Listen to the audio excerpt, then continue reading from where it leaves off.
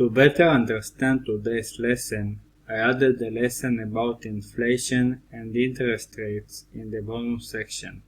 If you're not very familiar with economics, it might be a good idea to watch this lesson first.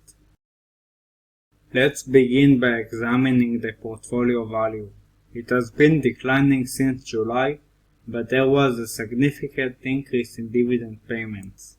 I was surprised by this because I didn't invest a lot, but I discovered that two of the companies distributed bonuses in September. Therefore, this number is not representative and it will likely be lower next month.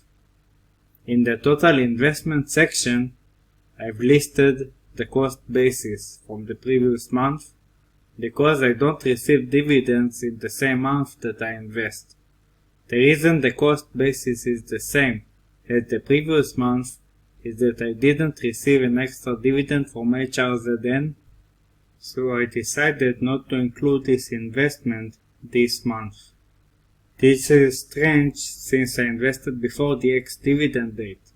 However, let's attribute this discrepancy to the fact that the paper account is not 100% accurate. Now let's take a quick look at the rental income received. You can see that a significant increase is due to two stocks that paid extra dividends in September, substantially increasing the total amount received. Next, let's discuss O. I bought stocks of O last month, but their value continues to decline. This is a significant drop, so I decided to investigate why they are falling so much. As you can see in this article, the main concern is the recent rise in inflation, which they have stated they won't keep up with when it comes to raising rents. However, it's important to note that this doesn't mean they are going bankrupt or they will stop raising dividends. It simply means they are facing challenges, like many other companies, especially as a real estate company.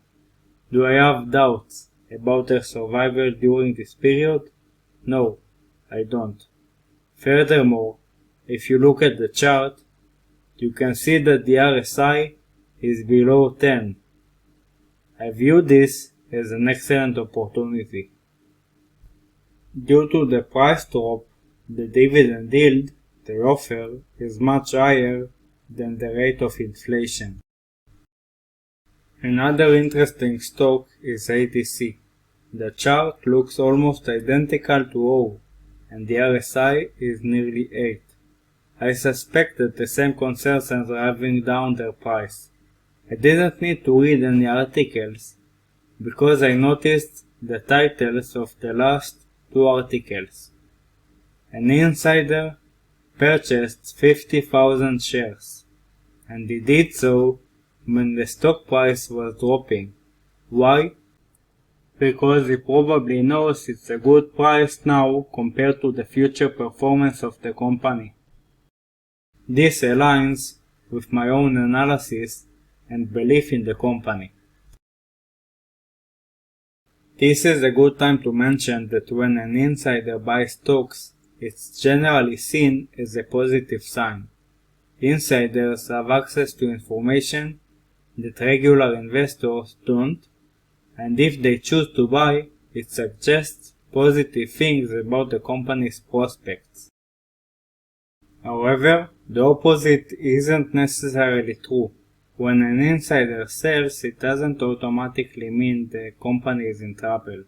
He might simply need cash for personal reasons, like a daughter's wedding or purchasing Twitter.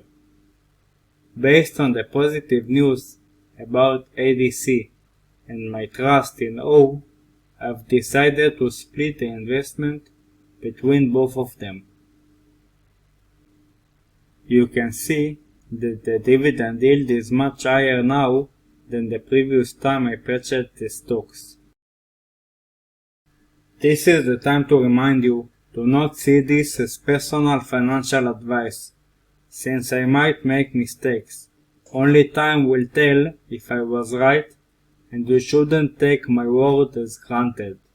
I'm applying the method in this course for learning purposes, and I actually didn't try to time the market as I suggest in this course, since I wanted to start this monthly review at that particular time. And as you can see, this method works. It generates monthly passive income effortlessly as expected. If you haven't done so yet, kindly take a moment to review this course and let me and others know why you think this course is excellent. Your feedback and perspective are invaluable in helping me continue to improve and provide the best learning experience possible.